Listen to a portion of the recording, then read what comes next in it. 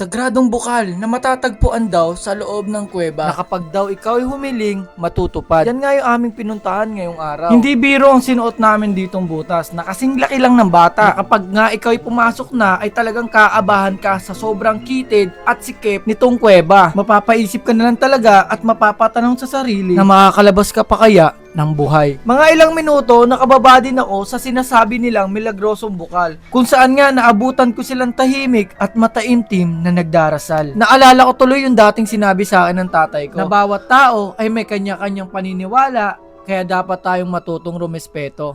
At pagkalublob ko nga ay naramdaman kong sobrang lamig ng tubig at meron kang mararamdamang enerhiya na hindi mo maipaliwanag. Pagkakasabi nga nila dito, bago ka lumubog ay dapat meron ka ng baong dasal.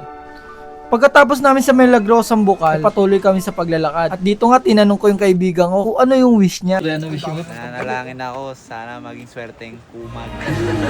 Kabilan din tong dalawan to kasi dati maswerteng kumag mga yan. Pero ngayon hindi na. Sa totoo lang, habang nandito ako, tinitingnan yung mga kaibigan at mga kamag-anak ko. Napaisip ako kung ano nga ba ang purpose ko sa mundo. Hanggang dito na nga lang ba ako?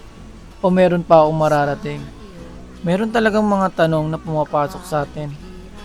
Na masaya pa ba tayo sa ginagawa natin? O ginagawa na lang natin to? Kasi kailangan lang. Kung nakakaranas ka ng kalungkutan, depresyon, lagi mong tandaan, merong isang kaibigan na handang makinig sa lahat ng problema mo. Tumingala ka lang at magdasal. Siguradong maririnig ka niya. Mahikli lang ang buhay. Kaya piliin mo laging maging masaya.